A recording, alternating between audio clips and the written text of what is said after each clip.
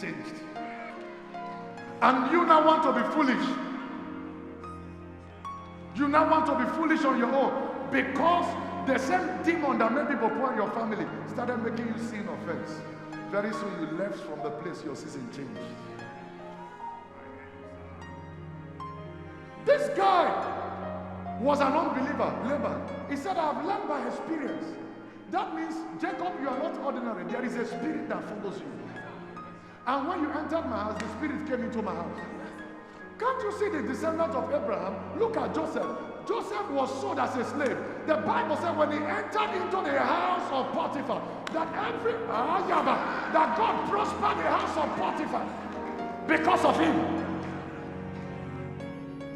Meanwhile, Joseph did not carry any money. He didn't come with anything, but he carried the spirit. With that spirit, anywhere you go. Now look at the descendants again. Isaac entered into a land. Everybody, there was Soba in the land, national, global Soba. But the spirit came and said, your father is a custodian of wealth. I will give you a secret that will make you blow in this land. You go blow. Hey! One idea. The man became prosperous. One idea. He became richer than the whole nation. The Bible said that the Philistines, they drove him away. They envied him. They said, go, go, go. You are too much for us. Even Dangote is not qualified to be too much for Nigeria. You didn't hear me? I said Dangote is not qualified to be too much for Nigeria. And yet he's the richest man in Africa. And yet he's not qualified to be too much for Nigeria. And yet a man called Isaac by covenant was qualified than the whole nation. What was behind it? Okay, now. So later, Jacob decided to run, to leave. Wise, he ran away with his children, what he believed to be his own possession of the inheritance. The Bible said Laban was unaware of it. So when Laban was told, the Bible said Laban pursued after him with his men that were raising his house. And eventually, they caught up with Jacob. And Jacob was deeply asleep. They disarmed his men. And Laban asked them to wait in the morning that they will sort out the matter. So Jacob was few hours away to die. The spirit came again. The spirit of the covenant his father entered into. The spirit that backs that covenant came and said, Laban, wake up. I want to talk to you. Laban said, who are you, sir? May I know you?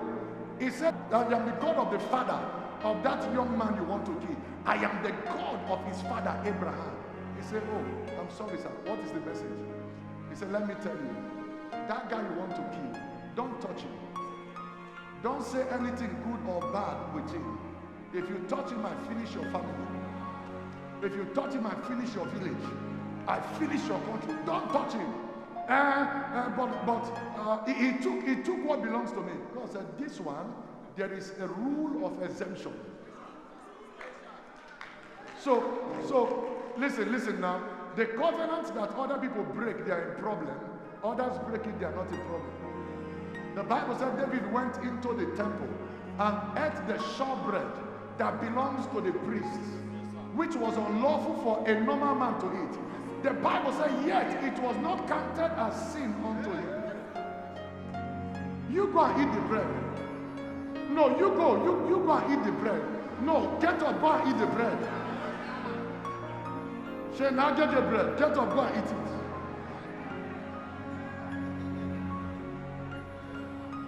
Go eat the bread. Whether you're not going to carry 7 years belly. He ate the bread. Meanwhile, it was unlawful for anybody to enter the temple. And yet, there are covenants. What are you saying? Give the king a woo here. What are you saying? Be seated. Somebody said, talk to me. Did you notice something? In the morning, Laban came to Jacob Oh yeah, wake him up, stupid man. When Jacob saw men with AK-47, he feared. He said, well, we can't touch you. He said, God, get up. He said, do you know it is in the power of my hand to do you harm? I would have killed you and carried my children. All these stories we will not be talking. He said, but last night, the God of your father, the spirit that gives your family wealth showed up. And the spirit warned me. Now, how does this spirit work? The spirit did not appear to Jacob.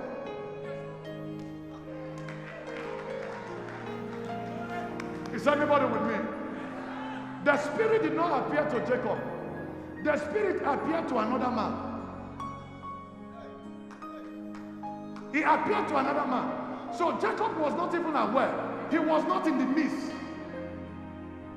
It was the another man that came to tell him. That means God can appear to people. They can come and help you, not be.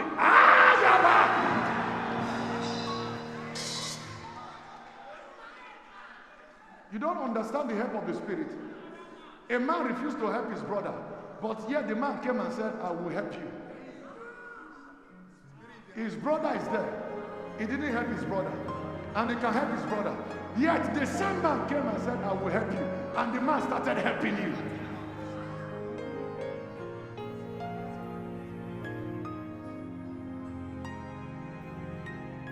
So, did you see that? Jacob did not even know that there is a covenant at work.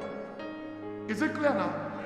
It was the unbeliever that was introducing to him.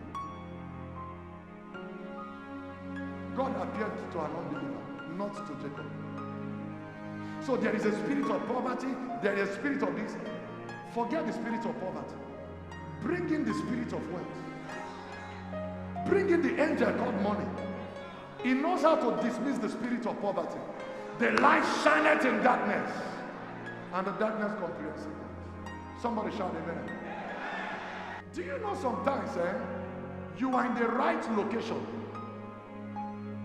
and you are skillful, and yet nothing works? Are you sure you are with me? You are in the right location.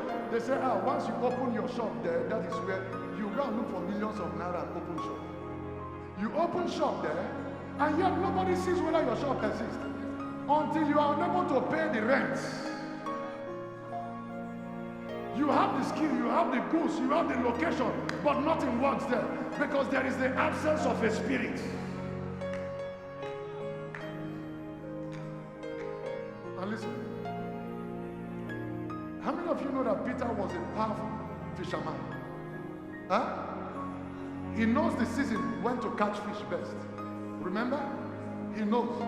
He knew it.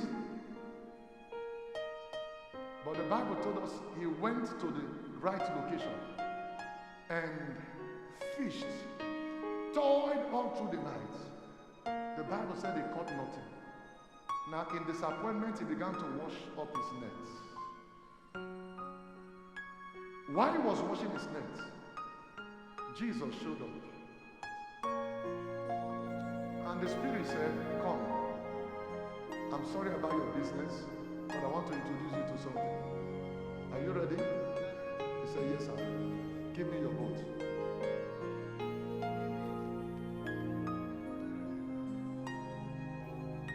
How can you be praying, God bless me, when you are holding your boat? What thing will carry you? What thing will carry you? What thing will carry you?